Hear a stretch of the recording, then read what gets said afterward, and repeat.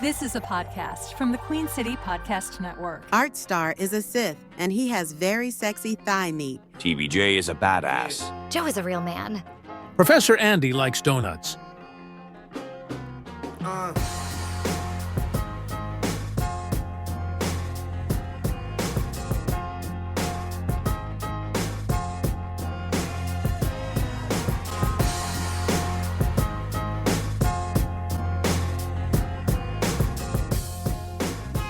This a little delay gave me some time to look up some first appearances of all these rando characters that have appeared in First appearance of Pug?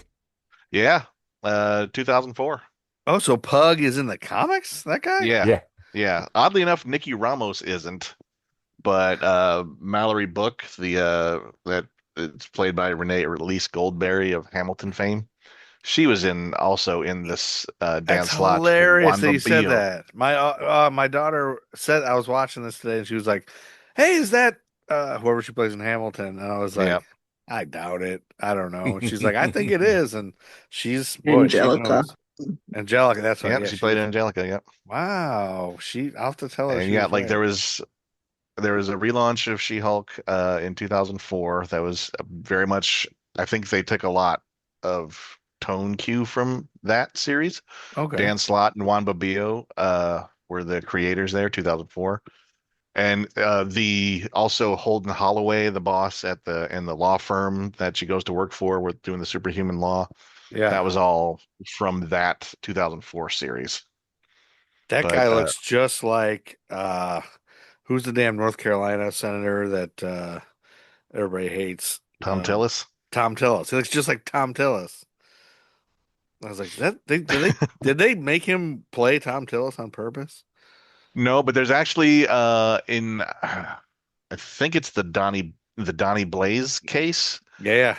I think his lawyer looks exactly like Dan Slott, the author or the writer of this She-Hulk. Oh, that kind of chubby bald guy? Yeah, to the point where I was like, oh my God, is that actually him? Okay, I remember when they first came out, I was like, they got Dan Slott to do a cameo. And it's like, whoa, this is way bigger than a cameo. I don't think they would hire the comic book writer to do this much in a show. Well, I think it's funny that the guy's name is Donnie Blaze, because that's what I've always called Donnie Bales, because I just said his last name wrong. I called him Donnie Blaze. And then I was like, holy shit, they stole my name. That guy was, I think it was a joking riff on Johnny Blaze, the original Ghost Rider, but Donnie Blaze was made up for this show. You should probably copyright it, Joe. What is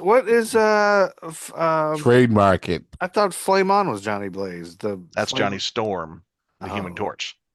Who was not the original Human Torch. The original Get all Human your Torch. Johnnies right. Yeah. Sir. Get all your Johnnies right.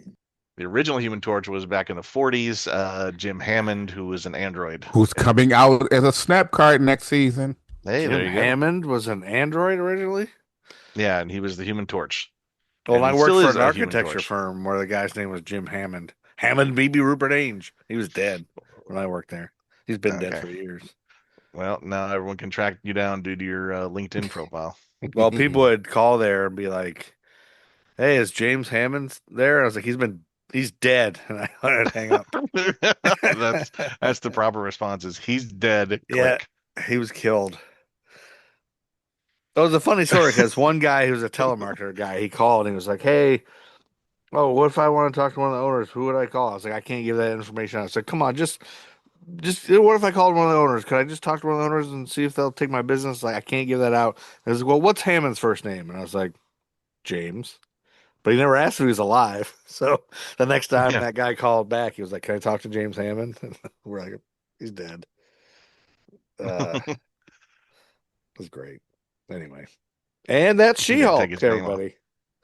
Yeah. That was great. So She-Hulk, Attorney at Law, was, I guess, a Marvel Disney Plus series. I looked at the behind the scenes creation doc, and I think it was filmed during, pandemic times. Everyone was wearing a mask. And it's, for some reason, even though it's a generally fluffy legal comedy, it is somehow the most polarizing show. I don't know why everybody's so mad about it. It's great. It's You hilarious. know why. Oh yeah, I guess you I know do know exactly why. And it kind of mocked its own fan response with the whole intelligentsia, which is interesting. It's an interesting use of in the comics. Intelligentsia was basically this team of supervillain nerd brains, like MODOK and the leader, and like these mad scientists that are also just not cool. And they had nothing really to do with She-Hulk. Uh, Although they did kind of create the Red Hulk and the Red She-Hulk, but that's another story. There's a red But She-Hulk. yeah, um, that came later, and there was a big mystery who they were, and then it turns out. Technically, now there's a purple Hulk with a mustache. If you look at the Avengers logo from Yeah, the knockoff merch the, that was in episode 4 or whatever it was. yeah, that was pretty fun. But it was really fun to watch this again. I hadn't watched it since it came out, but binging it was like it was really fun. It's very engaging characters. Um, it is sort of noticeable. I remember hearing like the head writer, whose name I can't remember right now, had said something about how they got a writer's room together to do this show, and then realized nobody in the room really had any experience writing like legal shows. It was a lawyer show, so they Yeah. don't do a whole lot of, I guess, legal drama. It was legal comedy. I mean, I thought it was hilarious. Like Yeah. I laughed out loud several times. I thought it was very well written. It's Mhm. fun as hell doing all these like superhero legal cases. I Yeah. think it was great. And then they bring all these obscure characters I've never heard of. I think I love the concept. And I like that they can just take a break and kind of make Marvel the MCU funny. Yeah. From Yeah. it doesn't take itself seriously, especially when she breaks the fourth wall and pipes out. Like I know we kind of Mhm. talked that on a different one, but Yeah. And she hasn't always done that, but starting in, I think it was around somewhere in the 80s, I think John Byrne's run on She-Hulk really sort of opened up the character as like from really kind of separating herself from being kind of the adjunct to the Hulk. And like she talked to the the readers, she insulted the creators, and she would tear open a comic panel, say, I don't like how this story is going, and then go yell at somebody, or I'm going to go jump to the next page and stuff. It was really innovative stuff at the time. Jessica Yeah, I Gao. like the way that's done. I feel like it's also fun because sometimes it leans into like being a woman in the world and you're like, this is not how this should be. Right. Let me correct it. Let them fix it. This is not it. It's a creative way to do that. Yeah, I liked that the first time I watched it, I wasn't sure how I felt about the just shattering the whole final episode and saying, you know what, screw all the plot points. We're gonna jump right to I the loved happy it. ending, I guess. But then like it was like, I don't know, you kind of just we were getting momentum going, and then but this time I watched it and went, it there are a lot of superhero stories where someone gets a tainted vial of secret blood and injects themselves with it to give themselves superpowers. Yeah, and And calling it out, making fun of it, making fun of yeah. Kevin Feige. So Jessica Gao was the head writer who also worked on Rick and Morty. She wrote the Pickle Rick episode, which is a big Oh famous wow. episode. Rick. Yeah, she wrote for Silicon Valley, Robot Chicken, uh, Kung Fu Panda, a bunch of stuff. So that right there should give you some street cred because she's written some Yeah. hilarious. And I meant to look that up because I remember I laughed out loud so many times. Like, this reminds me of Rick and Morty because there's little throwaway hilariousness that you miss if you don't. Wait a minute, did she just? And I like go back. She didn't just say that. Like just little throwaway lines. I'm trying to think. Like uh I don't know, just like with the normal amount of rage episode where Yeah. triggers are anger and fear. Those are just the baselines of a woman existing. And Yeah. then what was the one she said? Oh, when she gets the alert on her phone that says, "Alert, no new matches on your dating app." She's like, why was that an alert? Like, I was Yes. just like she was Yeah. funny. Oh man, Yeah, Tatiana Maslany is great, and she's she's really good. very and I loved the whole bit where she has a dream that she's reliving the opening credits of the Lou Ferrigno Hulk, and it's a pitch perfect recreation of the opening sequence. Like the narrator and they're wearing 70s clothes, her and Mark Ruffalo. It's just like little touches like that are fantastic. They're the best. There was the bit where she's talking to the Hulk, asking if it's okay if she takes the Abomination's case, and Hulk was like, "Oh, yeah, that was so long ago. I'm a different person now." And then she goes, "Ha!" to the crowd because he's not Ed Norton anymore. Right. And that was the fun right. joke. Yeah. I think that's everything you just said, Andy, is what makes it fun. Yeah. We're not taking it too seriously. I mean, people are because they criticized it, but in general, they're not taking themselves too seriously in the writer room, and they're having fun being Marvel Yeah. with humor. I think always. people, I think people just didn't get what it was. Like, I think if you didn't watch this all the way through, finish watching it, if you watched an episode and a half and gave up, you didn't get the joke that it's a joke, it's a comedy, it's a parody. Having fun. It's having Yeah. fun with itself. Ton of fun. When Wong watching Sopranos and her ruining it, that's hilarious. Like, just seeing superheroes do dumb shit and just everyday shit is so great. I'm And that is, that's often an element in Marvel comics that people like that it gets appreciated here, and I really like it. It's it's good silliness, and I think there's for some reason the whole twerking with Megan Thee Stallion joke. It's just like a tag at the end of the episode. For some reason, that's what everyone, like all the edgelord nerds are That's what all they got like, mad about. Like, oh, that's shameful. But there are so many nerds. Side note, there's so many nerds that are just mad at Meg Thee Stallion in general. Like she was in talks to pop up at an anime convention this year, and so many people were like, "How dare she? She's not a true anime fan." It obviously never happened. The girl has an entire show right now on Apple TV about K-pop bands. Like she knows what she's doing, but it's the fact that people associate her nerds for some reason. I don't know why you dislike her. She's just a woman who raps and has a wonderful body. Yeah. Maybe that's why you do dislike her. But adding her into this too, the nerds were gonna hate. I think anything that she has touched that has any hint of nerdness, the nerds are on fire. Like you would have thought she slapped them all in middle school. That's how they treat Well, and her it's also appearing. because they look at it's they look at her and they say she can't possibly be a nerd. She doesn't Right. fit. Too She doesn't beautiful, fit too in the cool. box of what a nerd is. Yeah. You know, That's so, a real through line. A lot of this is like Yeah. So it's gatekeeping like- the concept of being enthusiastic about specific Yeah. things like and comics. like Meg is a huge anime fan, but it's like huge. most people just like, not her, not her. Because you can't be popular, attractive, hot, and a nerd. We can't do that. And cultural. popular. I think that's part Yeah. of it too. Yeah. You can't We have get so social skills and also be a nerd. But and it's Right. it's crazy though.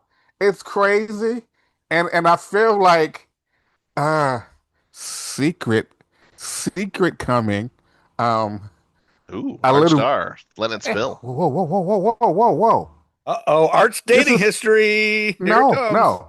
Oh, Me and a certain someone on this podcast will probably have something in the near future, which will probably touch on these kind of issues based upon a show that just came out. We've been But plotting a nerdy 30. Right. We won't tell you Oh. what it is. Right, But we we're won't. plotting one. right, but it's one of those things like back in the day, it's like the whole stigma of like being called a nerd. It's like it was I don't want to say taboo, but it was like if you were a nerd, you had a certain kind of look. You know, you was expected to look, be a certain way. And like now, it's not so much, but it's still there. You know what I mean? It's like you scroll through TikTok. For those who are on TikTok, I don't Andy don't do it.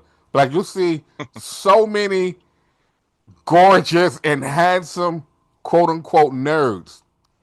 But then you'll still have people who see gorgeous and handsome nerds who don't believe that these people can actually be nerds because they're expecting the nerds to look like not gorgeous and handsome people. Not to say that not to say that everyone isn't gorgeous and handsome, but you know, Not Meg the Stallion level or gorgeousness. they could, or like a Chris Hemsworth or a like they could, Right. or Michael B. Jordan. Right. They could like, oh, Michael B. Jordan is not a nerd. He doesn't like That dude Dragon is Ball so Z. nerdy, it's not funny. I Right. mean, it's wonderful, but I think also they don't look at the other aspect, money wise, right? Let's say I'm a new TV show coming out. I get Meg Thee Stallion to guest spot for a second.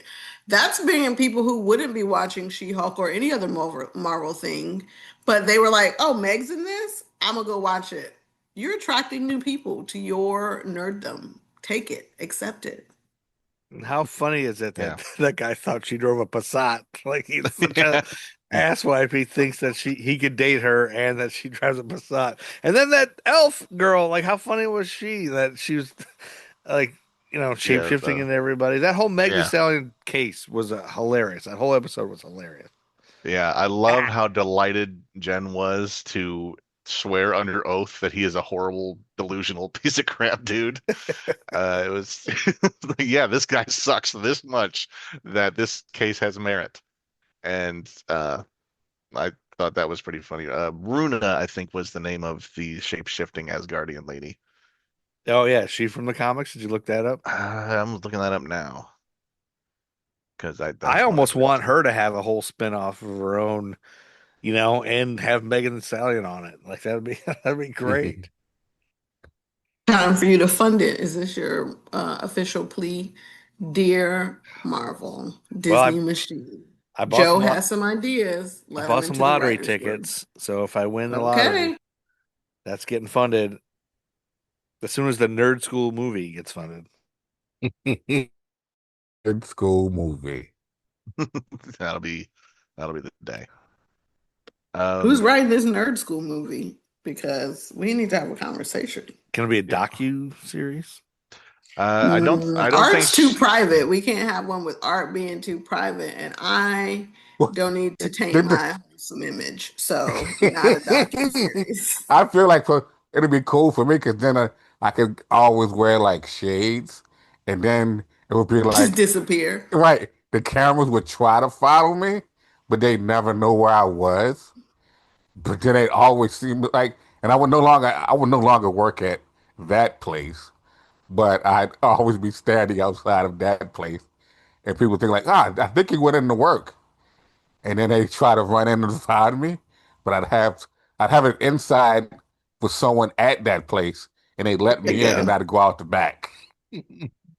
Like, darn it, we I almost believe had it. him.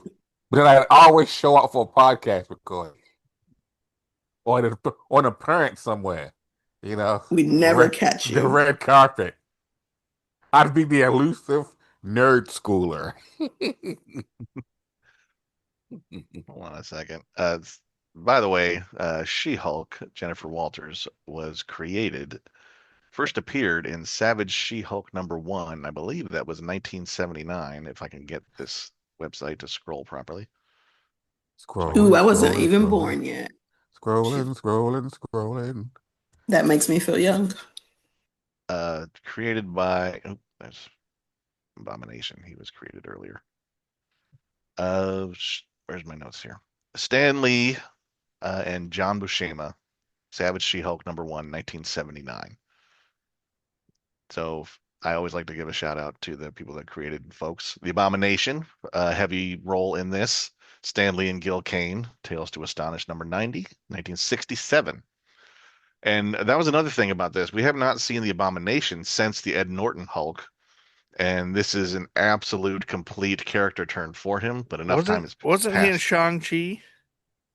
Oh, I guess technically he was, but you didn't get anything other than, oh, there he is fighting Wong for some reason in a steel cage. And Yeah. So that this show explains that weird, Gotcha. That why background is that story. happening, kind of thing. Although in it was no, it was Doctor Strange, or was it Shang-Chi? Yeah, it was Shang-Chi. Sorry. Yeah, because it was when he goes and gets in that fight. He's in one of the cages, I think. Right. And it sounded like I remember being confused because it sounded like in Shang-Chi that like they were going through the motions, they weren't really fighting. But then Wong explains that he needed someone to test his skills or something to become Sorcerer Supreme or whatever. And that's fine. But when, in the Ed Norton Hulk, Emil Blonsky was this power hungry, single minded, obsessive focused. He needed to have the power. He needed to be able to kill the Hulk. And now he's absolutely not that. And he's a lot of fun. Tim Roth is great in this. Yeah, he's a great actor. He's funny. He's funny. His whole character's funny. And then leading the Mhm. support group later. Like I just That oh, support he's group great. was some of the most ridiculous characters, but also like a huge emotional turning point in the course of the show. And I like that Man Bull and Ella Gila are present for her big personal epiphany because they're silly guys. Man Bull, created by Jerry Conway and Gene Colan in Daredevil number 78, 1971. Uh, Saracen, the guy who thinks he's a vampire, created in 1999 by Bart Sears. He actually is a vampire, I'm pretty sure. Porcupine was a Stan Lee creation in 1963. And 1963. Holy yeah, shit. That's why I love that they're digging deep in the yeah, in the yeah. archives to bring these random weird characters. It's so Yeah, cool. I think it's all like, all right, give me Kevin Feige, give me a list of characters that are not being used currently in any other form. Oh, we'll That give you El Aguila, created in 1979 in an issue of Power Man and Iron Fist number 58. Uh, so that's the support group, and that's awesome that that's the support group. yeah, I love that. And I love the fact that speaking of the support group, and then later he ends up at that convention of incels. I love the Yeah, fact that incels hate this show and they totally just rip on incels the whole time, like at the end. yeah, yeah. That's a Should. that's the intelligentsia, I guess, is what they were. Oh yeah, I Um, didn't put that together, but yeah, for sure. That's like all the guys that hate this, like, hey, guess what? You hate this because they make fun of you at the end. But right, you'll but never it's know like that because you almost won't watch it. preemptive. Yeah. Right. It's like they knew that was some of the response they were going to get, and they were preemptively shitting on the people who would respond to them that That's way. why I think that's so smart. That's another feather in that writer's cap. Like they knew the response they'd get just by doing She-Hulk. No matter what. No matter what they did, they were gonna get that hate. Like Hmm. TPJ says, I think another little nerd element to it is just that like the Hulk himself is such a masculine power fantasy at the core. It's just like especially the people nerds who are like outcasts or whatever have this sort of fantasy. I wish I could kick everyone's ass that ever bullied me, kind of thing. There's a big, and Hulk is known for huge. He's the strongest one there is. It's always like, could this guy beat the Hulk? Could Superman beat the Hulk? Could the Hulk always beats the Thing because the Thing isn't strong? The Hulk has to smash everybody. So there's like some weird, grunty, masculine thing about this, and then having their big, tough, bulging muscle dudes, Abomination becoming like a peace-loving uh, dude. The Wrecking Crew, created in 1967, Thor 148 by Stan Lee and Jack Kirby. That was the Wrecker who assaults him and then is in the support group as well. The right. Wrecking Crew is usually They're these, the muggers, right? And they try to mug yeah, yeah. and they still have the magic crowbar, which is what the Wrecker had, but they don't look anything like the comics version. They kind of have the weapons, like Thunderball has the ball and chain thing, but the Wrecking Crew is always these huge magically powered muscle dudes, and they always have these massive sort of throwdowns where they break everything. And these guys just get punked out real easy, and then Wrecker reforms, which I don't know if the Wrecker has ever reformed in any comic series. So I'm guessing maybe there's some sort of, oh, we wanted these guys to be awesome punchy guys and not chumps kind of thing. So But punchy guys. yeah, so there might just be some inner childhood fighty action fan nerds. What you're that are saying is pissed. they all need therapy, Andy. No, That's what- sure, of course. Therapy would help them through whatever irrational hate they have for this show, which is actually a pretty fun show. Yeah. And freaking Daredevil this is his first appearance in the MCU proper before they decided, you know what, we're just going to make the Netflix shows count, because why would we throw away that great series? But and this Daredevil gets to have a lot of fun. Charlie Cox is Well, great. he show up in Spider-Man? Oh, yeah, I forgot about that. Okay. Man, I am Yeah, 2 showing for that 2. one final scene. Look at Yeah. you, 2 Joe. for 2 correcting No, the no, no, no. professor. Matt Murdock showed up in there. This is Daredevil's True. first appearance. Okay. And this is the first time he's But wearing. Joe is paying attention, so I feel like we have to give him Yeah, that. absolutely. That was the test. Let's see if you passed. Well, now it's funny now seeing this and seeing the new Daredevil helps me connect dots of something years ago at a nerdy night thing. We did a heroes debate where somebody had to explain who'd be better at giving dating advice, and it was an argument between Daredevil and Black Panther. When the guy got Daredevil, or when they got that subject, you guys were like, "Oh yeah, of course." And I didn't realize, of course, now I realize Daredevil sleeps with everyone. And Daredevil's a man or.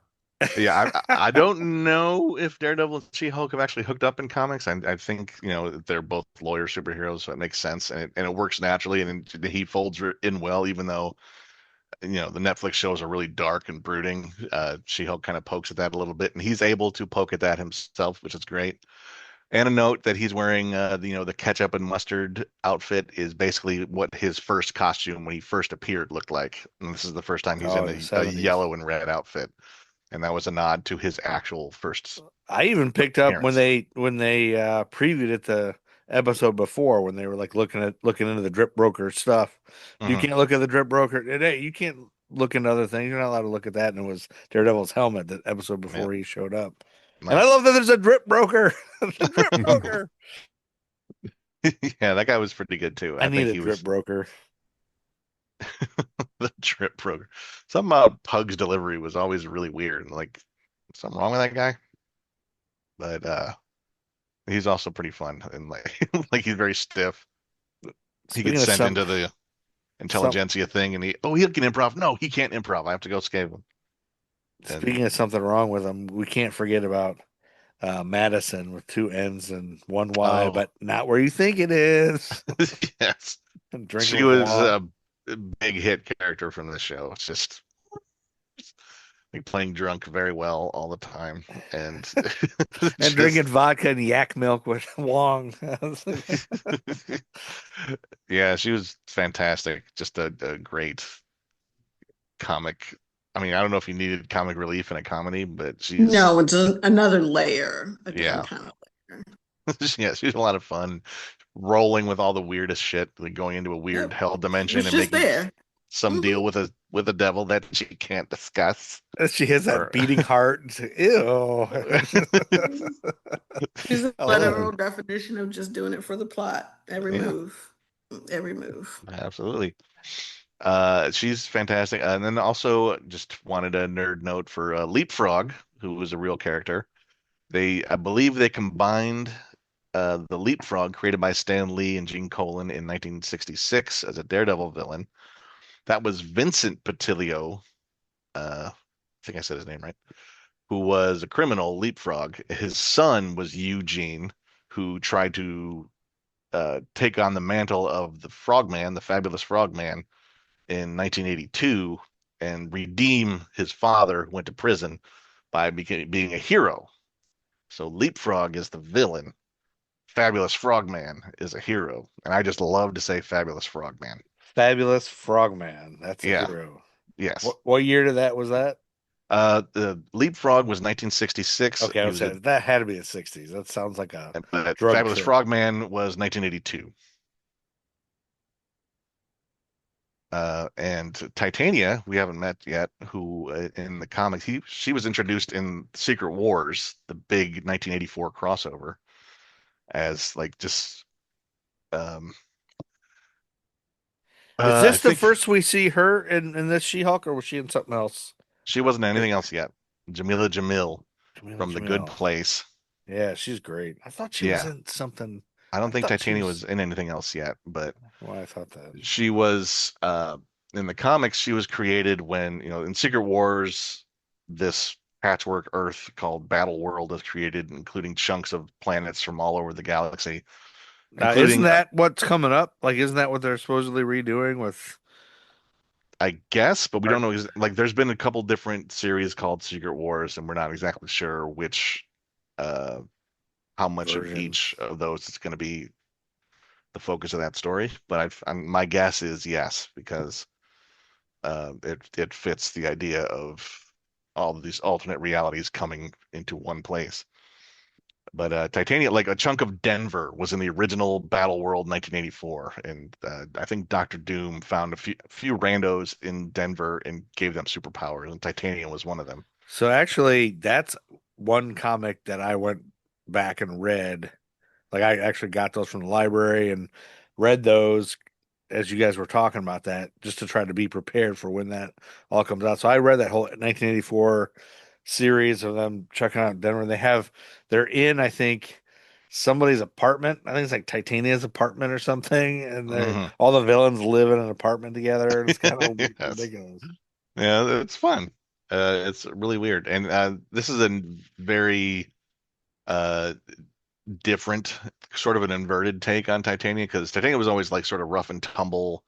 Like, she married the absorbing man. She's obsessed with just beating the pulp out of She-Hulk and proving she's tougher. She's always kind of, uh, gritty and I don't know, street level tough guy. And here she is, social media influencer with, fancy makeup lines and beauty products and stuff like that. But she's still trying to beat up She-Hulk, which I think is a really kind of a fun dichotomy of, yeah, I'm very pretty, I'm very into this, but also I need to punch her a lot. Yeah, when they fought at the wedding, like that was a fun scene, fun action scene. Mhm. It was a pretty good wedding fight. But there's that, the undercurrent of, the guy she met at the wedding and she was in love with and then ghosted her and turned out to be secretly working for the incels. Yeah. That was I mean, Wedding fight. Just yeah. the DJ yelled wedding fight and put on music. That was great. And that was She-Hulk's cousin, was the Yeah, DJ. that's right. Chetty or Yeah, Incredible Hulk. yeah. And of course, Mark Lynn Baker, cousin Larry Appleton of Perfect Strangers, is She-Hulk's dad. And that means that Right. I was waiting for it. She-Hulk is now in the Deborah Jo Ruppverse because she is on an episode of Family Matters, and Family Matters is a spinoff of But Perfect it was already just because of Agatha. Well, So, they're double. It's double in the Deborah Jo Ruppverse. and WandaVision, I should say. And Larry, and so that means Balky is also She-Hulk's cousin too, or She-Hulk's great uncle? cousin. Oh, right. One day you're gonna have to write a wonderful book that tells us how everything interconnects in your weird universe, Joe. Thank you for encouraging that, TBJ. Thank you for encouraging that. I will. That's gonna be the worst book anyone's Joe ever works read. with Hey, Joe works he with might surprise KEVIN. us. There might be people who are like, hell yeah. There could be listeners now who think Joe is the top nerd schooler. So yeah, gotta let him write the book. Well, TBJ, just so you know, you don't know this probably, but you are technically in the Deborah Jo Ruppverse as well, because I was in a play with somebody who was in a play with Larry Appleton, and so in that same play, somebody else was in a play with the Bronson Pinchot. So I was in a play with two people that each one was in a play with Perfect Strangers. So I am 1 degree away from Perfect Strangers, and you were in a play with me. So you are now in. Wait a minute. You're counting plays in like this? Listen, I don't think we grasp truly Joe's universe well. I think it is a thing that I don't only think Joe grasps it well. He It's does. a thing that only Joe. It's a universe that only he lives in, and sometimes art visits. You just don't understand, Ando. No, You no, just I don't don't. understand. Parents just don't parameters understand. change all the time. But sure, That's the fun sure. thing about it. The first rule is there are no rules. Okay. We Okay. herald Joe. You just don't understand. Uh, anyway, uh, Check out the I, Deborah Joe Ruppaverse on YouTube.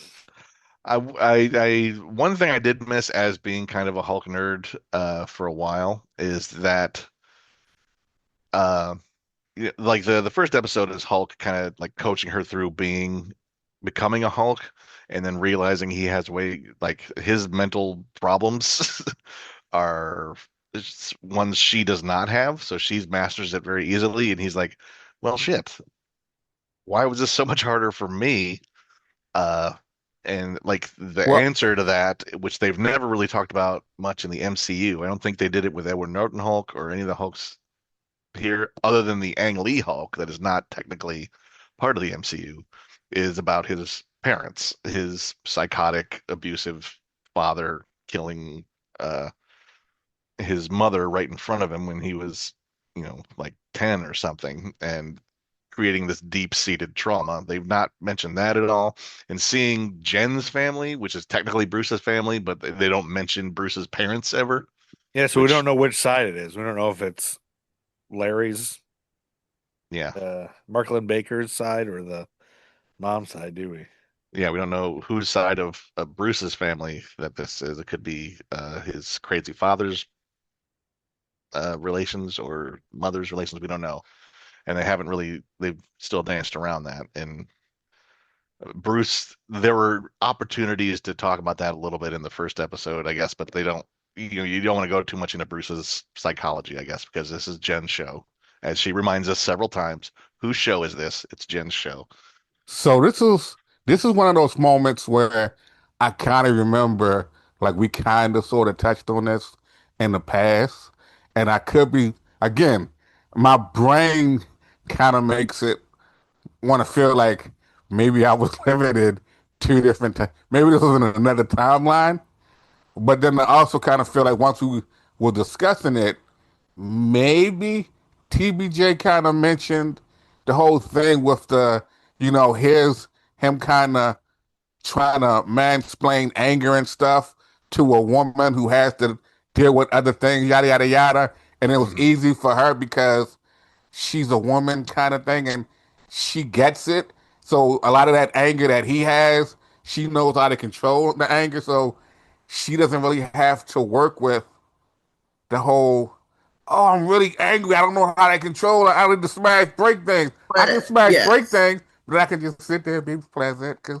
hey, I'm Jen. Like I But could she, go, Well, rah, it's not rah. because hey, Be like, she's wait, Jen. Because wait. as a woman, you walk around angry all the time, but you're not allowed to actually live that out right. for various reasons. So you're always in check. Like there's always a level of rage beneath the skin for every woman, unless they're in Mhm. delusion, and there are women who live in delusion. But there's always an undercurrent of rage just below the surface, and we've all learned to just grow up and deal with that. So it's a lot less. Mhm. And to Andy's point, she doesn't have the deep-seated trauma, but just the level set of anger is Yeah. we've learned how to control it since we were two. Yeah, and she does experience what happens when she does lose control after, she's at the awards ceremony, and her most private things, her like the betrayal from the guy she was really happy about is, played in front of everybody for everybody, and she flips out at like the egregious invasion of privacy and scares Right. everybody and gets fired. And so that's like, if you let that out, bad things happen, especially to women. Exactly. Even though it could be justified that you were at that level of rage, you Hmm. still lost your temper. Therefore, you still get the consequence. Right. And then, she wakes up in prison after dreaming about being in the opening credits of the Lou Ferrigno Hulk. And Yep. everyone's like, she's like, yeah, let's sue those people that they really messed it was egregious crime against me. And they're like, well, you you were the one on trial all of a sudden, and that's another thing.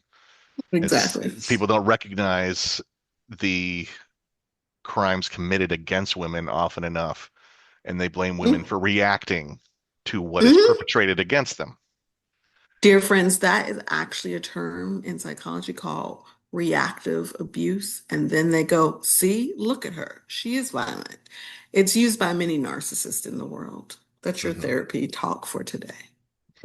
Thank you very Yeah, much. women can't control their emotions, all that kind of shit. Yeah, that I mean, she Yeah. says it perfectly in the first episode where like your triggers are anger and fear. That's just us every day. We have, being a woman, we have to deal with that all the Yeah. time. And I love that she says that to him. And I think TBJ is right. That's why people don't misogynists can't handle this. Nope. Even people that don't know that they're misogynists, like it hits No, those that's the thing. chords. There's a larger group of people who are actively choosing to be, but there are some, it's just ingrained in who they are, right? It's just how we are culturally raised. Right. Look at our TV shows, look what it says about being a boy versus being a girl. Like all that is ingrained in you, again, from the moment you take in any entertainment outside of your house. Um, so even if you're not actively making a choice to be that misogynistic, chances are it's just ingrained in you because that's how you grew up. Hmm. And of course, a lot of people attach too much, truth and rightness to how they grew up. Like, Mm-hmm. like this wasn't how it was when I was young, therefore it is wrong, as opposed to Exactly. we were probably wrong when I was young, and this is better than Yeah, we've what been it wrong was. all along. Yeah. Surprise. Yes. But that's the nature of the world we live in, which is Yeah. unfortunately shaped by your species. Yeah. Yeah, And Andy. run by creeps That's and not my tech assholes. joke. That's you too. I'm actually a fish man. I come from the ocean. Are you related to Aquaman and we didn't know it? Well, a lot of people tell me I'm just as attractive as Jason Momoa. I wouldn't go that far. But one thing I did want to say also about the thing about when she's getting her powers and he's helping her deal with it. I love the fact that Bruce is like just assumes that she's gonna be a superhero now and fight, crime. But she's like, I ain't doing that shit. Like I'm a lawyer. I paid for my law degree. I'm not Right. throwing that away. No, I'm just gonna be a person that happens to be a Hulk. Like it's a choice for her. I think it is also, but you think about a lot of those heroes, there wasn't a choice, right? This is what Right. you're doing. She has a choice, which is beautiful. Yeah. Right. Right. Bruce had a different, like, he was hunted by his girlfriend's father, who was Right. also top general in the military. He was on the run the whole time trying to escape it, and he couldn't control it. He was trying to find ways to control it. He, broke all sorts of shit. And so becoming a superhero for Bruce was a redemption arc for him. Like I need it's Hmm. like a safety thing for him, or else people are just gonna keep hunting him and setting him off, and he's gonna freak out and break shit. And Every time. yeah, so like he needed to be that. As much as in general the Hulk is not a team player, uh he's the MCU Hulk is a bit more of that, especially Hmm. since, the first Avengers. The Ed Norton Hulk was a lot more leave me alone. The classic, put upon monster. Yep. But Jenna's like, yeah, I can control this easily. I'm doing my job, and people just keep conspiring to not let her do what she's good at, which is one of her big problems in the show. Yeah, but even though she says she doesn't want to be a superhero, she ends up okay, throughout the whole series. She ends up, all right, now I got to fight this guy. Hey, we need your help with the demons. Okay. Even though she doesn't want to, she's still, She's in the uh, middle of hooking up with a dude yeah. that she can Yeah. carry off. Yeah, carrying him Yeah, off. I love that whole thing. yeah, That guy was into that. Yeah. yeah. That's great. Hmm. And then there's that bit where like she has to humiliate herself by parading all her bad dates as witnesses to prove that she has the trademark on the name She-Hulk.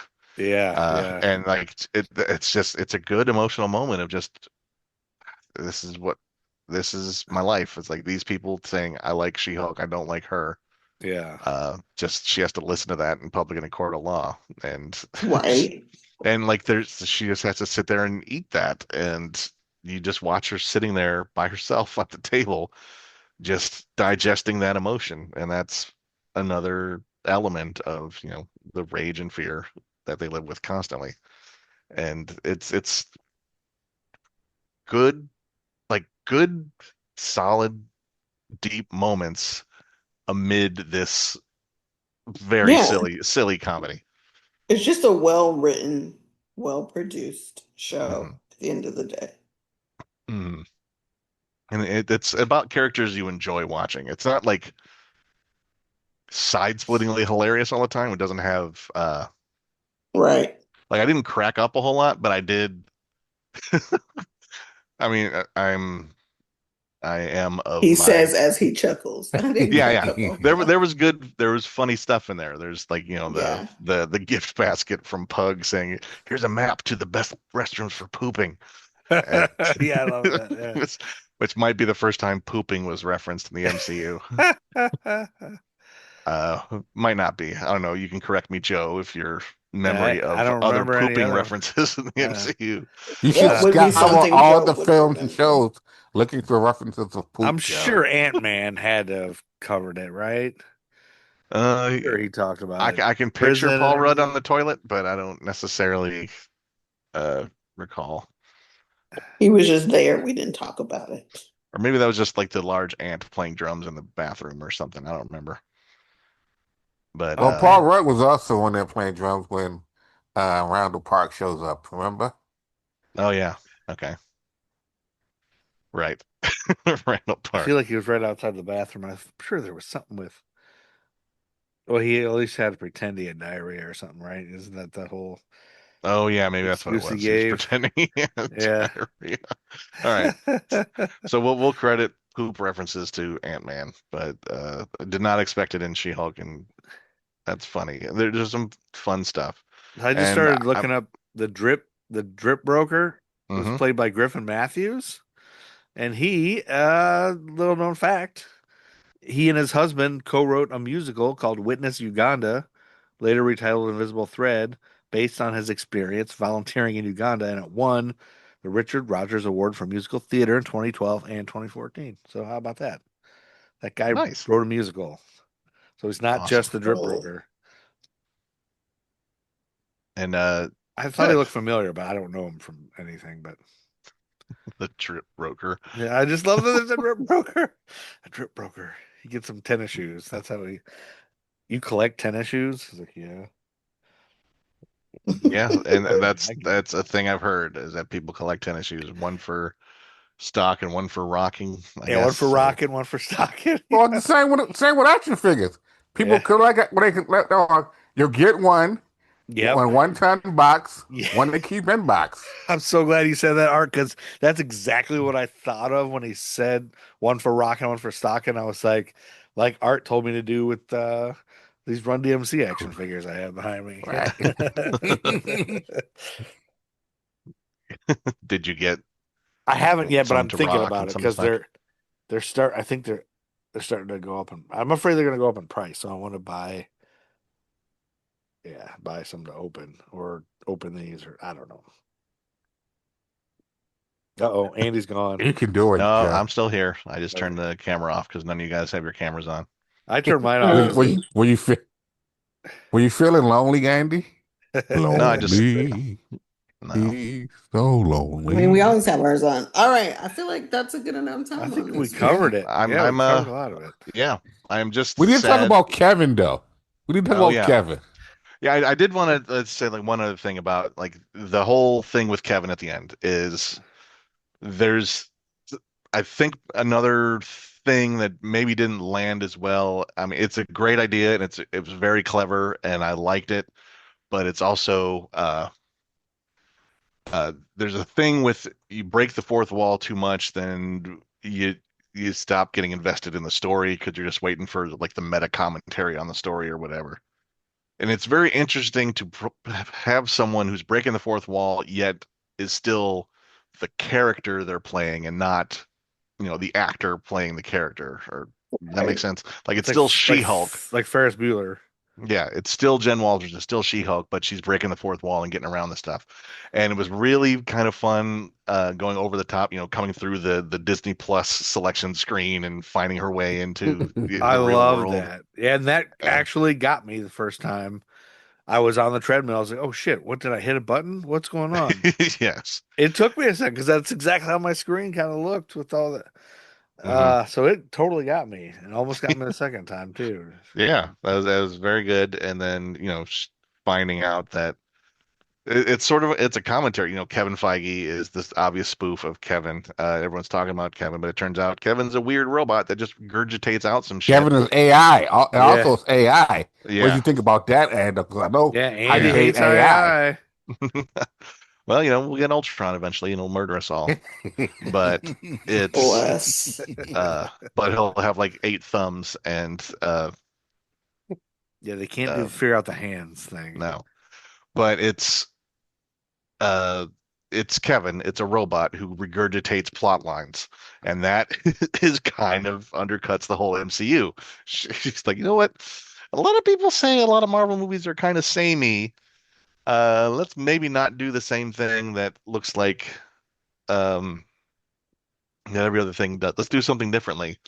But which I get, but it also kind of, the storylines we're building and intertwining and to a point where all the stakes were kind of taken out of it. And once she's done with Kevin, she goes, skips right to basically a happy ending. Like, oh yeah, we've solved all the stuff. Everything's fine. You're going back to jail for doing that. Da, da, da, da, da, da, da. So it kind of, while it was very clever and innovative, it also didn't really have a satisfying climax to the stories, I guess. That makes sense? It does. I can see what you're Well, saying. Like, here's some things I for mean, me. yeah, the story might have been generic, but it was still a story that was being built, and then it just kind of went.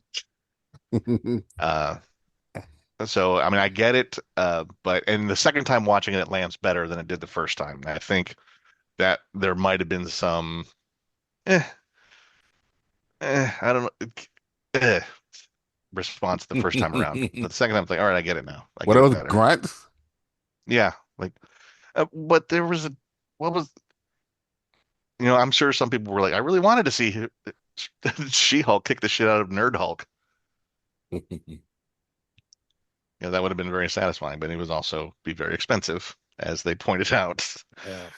And then, she got to make jokes, like commenting on the MCU, saying, "Hey, when are we gonna get the X-Men?" As like a little thumbs up to the Yeah. audience. Yeah, like that too. Yeah. Yeah. So that part there, right? hmm Um, and then I'll get to this other part, other thing I was going to say. So this past weekend, I was talking to some nerd adjacent folks, some folks who who like nerdy stuff at hmm that place where I work. And we were discussing things that like Marvel does. And the young lady, she really liked the Eternals, but she was like, what's happening with Adam Warlock? And then the guy, he was sitting there mentioning some other thing, and like how the one reason he doesn't like the Marvel movies is because we get to this basically sort of like how She-Hulk was like, when are we going to get the X-Men and all of this and all of that?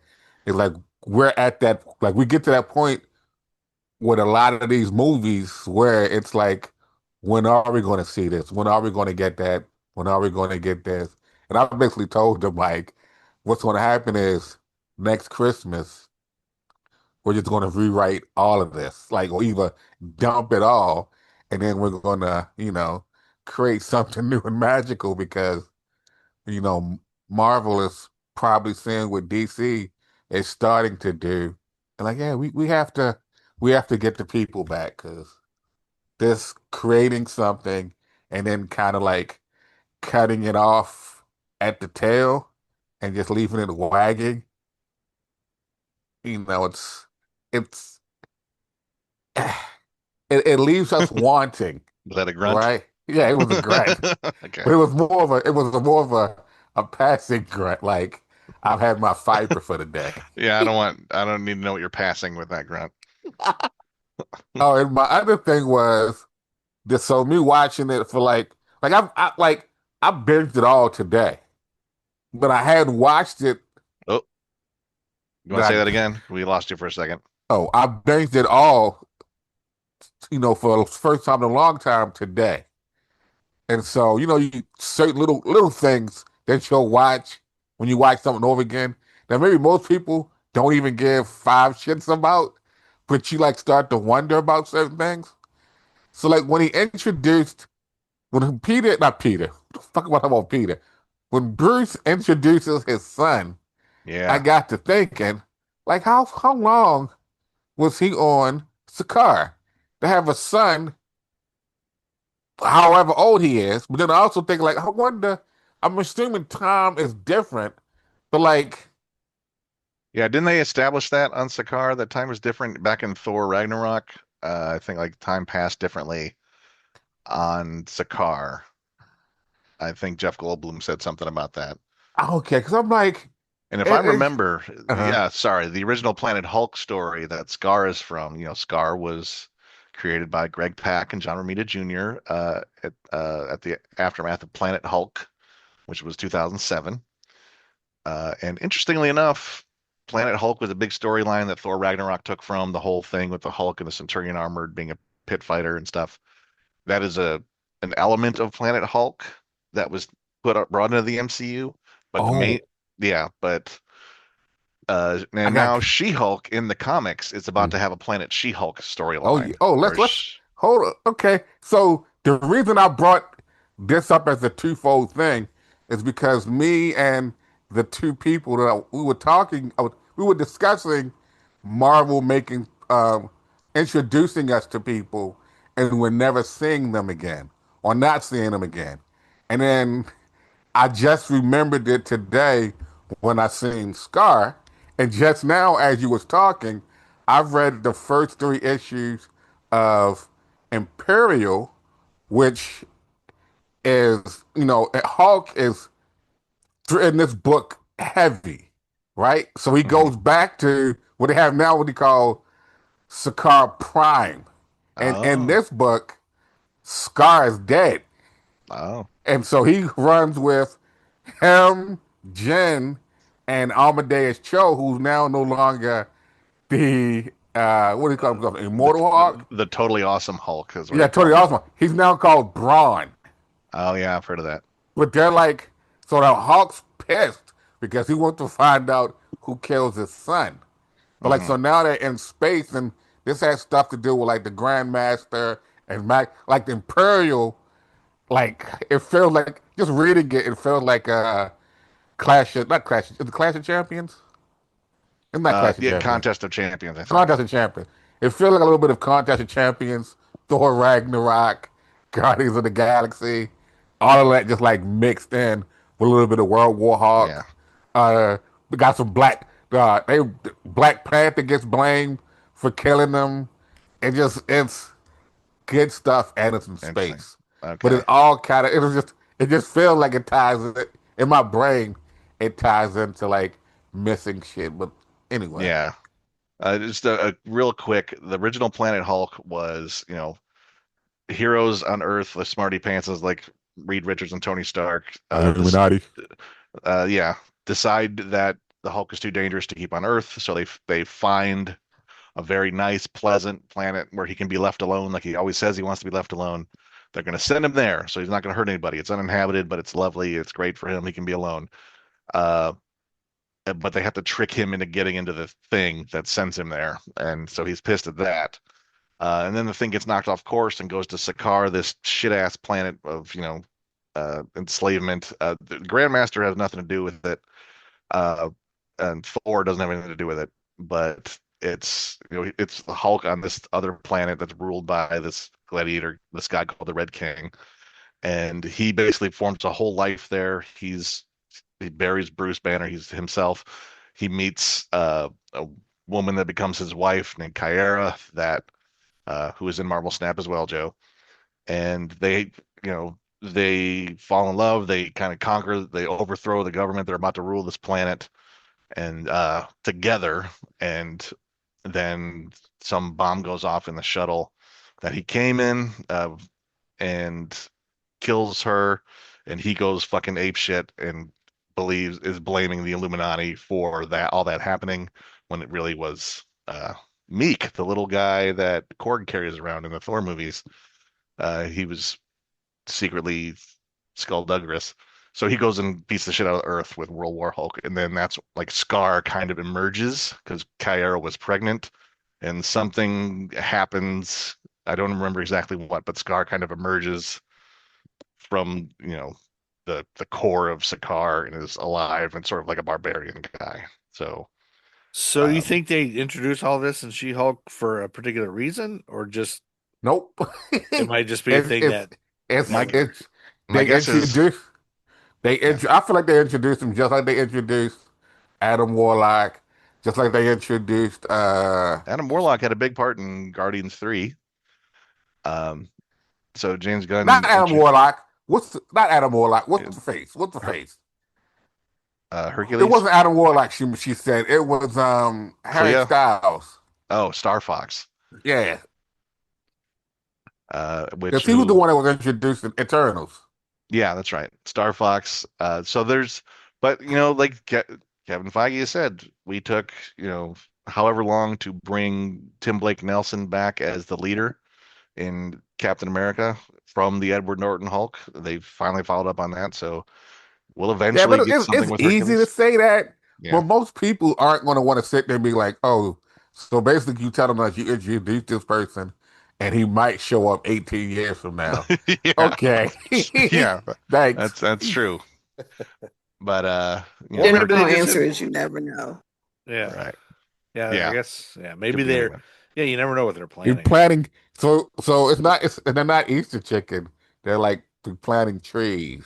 Well, I'm my going to guess plant a tree here, is Scar might show up whenever they do the Young Avengers getting together probably. because they're probably not going to do Hulk Link Oh, right. because they have to talk about the scrolls and all that. So they'll probably do, you got Wiccan and Speed, Scarlet Witch's kids. You've got Kate Bishop, Hawkeye. You've got um, uh,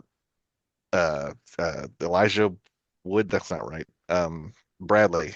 Uh, Isaiah Bradley's grandson is the Patriot, and Scar would be kind of like the Hulk guy. So that you have a Captain Elijah America, Bradley. and you got Ironheart as the Iron Man kind of replacement. So All you've right. got the whole crew of Young Avengers. Scar fits right in with that if they decide to use him that way. Or maybe they just wanted a funny If they moment even of, do the Young Avengers. oh, by the way, the Walters family is weird. Their cousin is Bruce, and he has a son named Scar, who's Did they also a not Hulk. announce that they're doing Young Avengers? Didn't they already announce that or not? I don't. They've not announced a movie specifically focused on that, but they could easily show up in one of the Avengers movies coming up, the Avengers Doomsday or We Secret need to Wars or get whatever. a mole on the inside so we get the inside info. Either that or just let it happen as it hits you, and stop trying to spoil yourself on films that haven't happened yet, and maybe enjoy Just them. enjoy it as it comes. There you go, Yes. Andy. Don't try to figure out what they're supposed to be, Joe and said enjoy he'll them have for what three they or are. 4 years to wait for a movie to come out. He doesn't. Only He have can live his life until it oh, comes out. only to have Yeah. to wait 3 or 4 more years for the next one. Well, I'll just start building the too close for Temperature. comfort averse Yeah. or Or the And we've got a good DCU now with James Gunn's Superman, so we'll get some of those as well, and we'll get a whole new lore to start building. there's the temperature reverse. So there is the we Deborah can't forget that. I There guess are plenty there's of that. fandoms we've never even touched, so we're Yes, fine. that's true All right, too. fools. I gotta go. All right. We love you, TBJ. It's time to end this podcast. Everybody sing. Oh, does everybody love this show? I did. Yeah, I Yeah, very much enjoyed the show, 100%. and I'm a little sad that the response was such that we're probably not going to get a season 2. Yeah, fuck I everybody. was sad but not surprised. I wish we could get more. Yeah, but hopefully, She-Hulk will show up in one of these upcoming films. I feel like she has to. And Fingers crossed. Yeah, the question will be, if she shows up in a big group movie, do they let her break the fourth wall at all? Because good question. my guess is it will be reduced to maybe like one knowing wink or look at the camera, and maybe a shrug. And I mean, why wouldn't they let her do it? because then that kind of They It don't wouldn't fit stop the Dead- vibe if it wasn't in the mix. They don't stop Deadpool. Yeah, but Deadpool's in. ooh, you know that's a good. Deadpool's going to be in one of these movies, right? So Deadpool is in Doomsday. so Deadpool and She-Hulk have to get together and do that shit. Okay, we'll see. But Deadpool, good point, Arthur. We'll see how that goes. I'm very curious to see how that all shakes out and how they wind up rebooting everything. According to the interwebs, the lead actor for She-Hulk says that they blew their budget, so that's why it's not going to be a season 2. She's not going to say you nerds ruined it. Right. Well, it's just Jennifer Gao has moved on. What she really wants to say is you've all ruined it. You fucking asshole nerds. Yeah, it's definitely, if you didn't like it or didn't blow the first time watching it, it might not have met your expectations of what it was supposed to be, which is a nerd failing that we sometimes have, is that like we want it to be something specific, and when it's not that, you feel a little let down. So I'm trying to focus more on letting it be what it is, rather than what. As you should. It's yeah. the same advice I give Joe every time he watches a damn one of these movies. Well, the other thing, not everybody gets this style of humor either, because it's kind of like Boston Legal. Like, not everybody loved Boston Legal because it was so silly. Yeah. But that's okay if you genuinely don't like it. We know for a fact that a lot of this backlash isn't genuine. Not all of it is genuine dislike. Some of it is I'm hopping on the train. So that's the big difference here. This is as Andy says, I encourage you to go back, rewatch it without any other person's thoughts in your head. Just sit down, grab some chips or popcorn, and vibe. And make your own decisions, not based on anything else, but your vibe as you watch it again. That's what I would say do. Yeah, and it takes so much from the comics that nerds can't get all worked up about, or they shouldn't. It's paying so much homage. It nails who Jennifer Walters She-Hulk is in a lot of ways, and it does it a whole lot of justice. And I'm glad that they were allowed to experiment the way they did and do something different. And I hope there's more down the line at some point. Fingers crossed. It doesn't have to be chips or popcorn. It can be hot dogs. No, I said chips and popcorns. I make the rules. Okay, so what's next? Chips and popcorn. Oh, what is next? We said it last show before we were deciding if we were going to do She-Hulk. I know, and I can't remember what we said. I can't either. Somebody better looking than me look it up. I'm looking up the timeline right now. Raging. She-Hulk is it Wakanda Forever? November 2002? Wakanda Forever. 2022? Or was it? Let's see. Well, there is the one we were debating on if it was. Werewolf by Night. Yeah. Yeah. So if we're including it, that's what we were going. Yeah, to let's include it. Yeah, Why not? Teen Wolf by Night. Teen Wolf by Night. Werewolf by Night is the next one. All right. Sorry, Michael J. Fox. Not that joke. Teen Wolf by Night. Get off my line. All right, who's gonna say Excelsior on the way out? Not I. Who's gonna sing? Right, so I think okay, so it'll be Werewolf by Night, then Wakanda Forever, then the Guardians of the Galaxy Holiday Special. Ooh, almost just it is the September. I am already in holiday. It'll feel like Christmas by the time we get to. Yeah. Listen, I'm in Christmas mode from here on out, friends. And Werewolf by Night is full on Halloween mode. So yeah. Let's go. Let's do it. Hopefully, it won't be Halloween when we do it. No, Oh. we'll knock it out before then. Let's do that. All right, later, nerds. It's already Halloween. Excelsior.